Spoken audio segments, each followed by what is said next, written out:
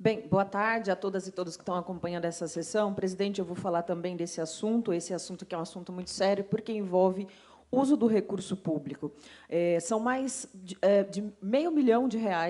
que foram gastos com um prédio onde funcionava a sede da Câmara de Americana. Os vereadores, as vereadoras que estão aqui, que não fazem parte da mesa diretora, podem sim ter acesso a esses processos? Podem, mediante solicitação. Então, tal como a gente faz com a prefeitura, a gente tem que fazer aqui também com os documentos da Câmara, e isso acontece somente,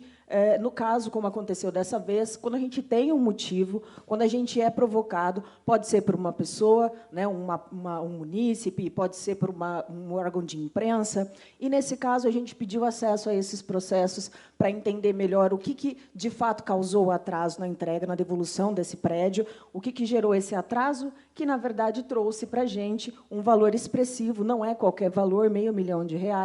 que simplesmente foram gastos aí, quando a gente poderia, numa gestão mais eficiente, trazer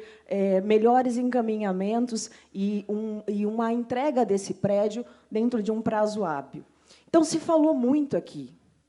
tanto aqui quanto na imprensa, se falou muito que a troca da sede, a mudança da sede da Câmara Municipal de Americana, ia trazer uma economia expressiva de dinheiro público. Mas isso não foi verdade, isso não é verdade. A verdade é que algumas escolhas foram tomadas, decisões foram tomadas, e essas decisões acabaram por gerar um efeito que contraria, sim, o interesse do povo, porque o interesse do povo, presidente, é que o dinheiro público seja usado para finalidades que, de fato, possam impactar positivamente a vida das pessoas. O que não é o caso, porque o prédio está fechado, é um prédio privado, e tem se gastado muito em função, acho que até pela nota que foi colocada no site da Câmara, até pela tua fala agora, foi colocada uma ordem cronológica, sim, de fatos, com datas e fatos, e é uma coisa importante, mas, ainda assim, a gente não tem estabelecido ali um nexo, uma relação entre os fatos e o principal, presidente. A gente tem ali uma ausência, por exemplo, do que foi feito, de fato, em termos de tratativas, ou melhor, a gente não tem ali a formalização das tratativas que foram feitas e que estão sendo apontadas, inclusive nessa fala que o senhor fez agora, como principal motivo, né, do alongamento desse período, né, o principal motivo para que não se devolvesse esse prédio antes. Então,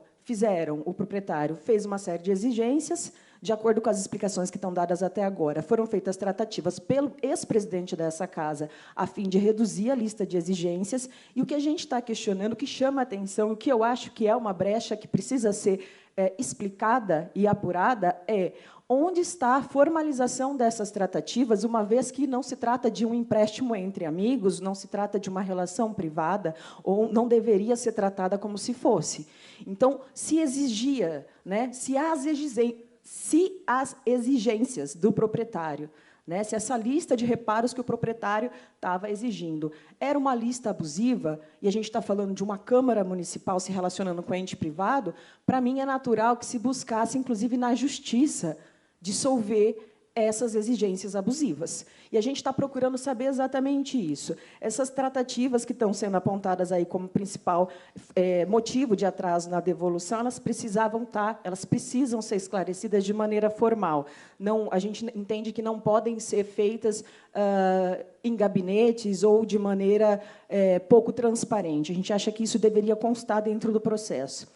E a gente quer entender também por que a gente tem aí um gasto com uma segurança privada para um prédio que está fechado, não tem absolutamente nada de valor dentro daquele prédio. A gente ainda pode imaginar que, se alguma coisa, Walter, fosse roubada em termos de material de cobre, de ferro, coisas que acontecem, aliás, acontecem em tantos prédios públicos da prefeitura, essas coisas teriam um valor infinitamente menor do que o valor total que foi até agora gasto com segurança privada, inclusive com contrato, com valor estabelecido em contrato, que foi aumentando paulatinamente. Então, a gente entende que, se houvesse uma gestão, um planejamento de gestão anterior à mudança de sede, a gente poderia ter feito isso de uma maneira mais eficiente.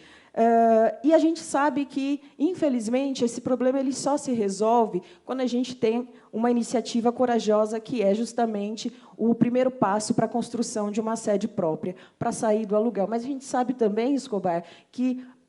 isso sempre foi adiado por questões políticas, porque, muitas vezes, os interesses pessoais acabam prevalecendo em relação ao interesse comum, que é o interesse da população que nos elegeu.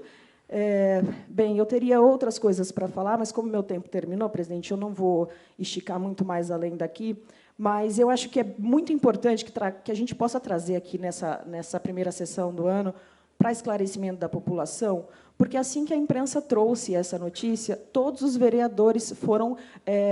colocados como responsáveis por esse dinheiro gasto com um prédio que não está sendo usado. Então, eu estou trazendo aqui justamente para dizer que eu e o doutor Daniel, o vereador, fomos até o prédio antigo, a gente está estudando os processos e a gente vai fazer os encaminhamentos necessários a fim também de que o Tribunal de Contas do Estado e o Ministério Público tomem nota, tomem ciência desses fatos e possam, claro, fazer a apuração, a fiscalização, que é o papel deles também. É isso. Muito obrigada.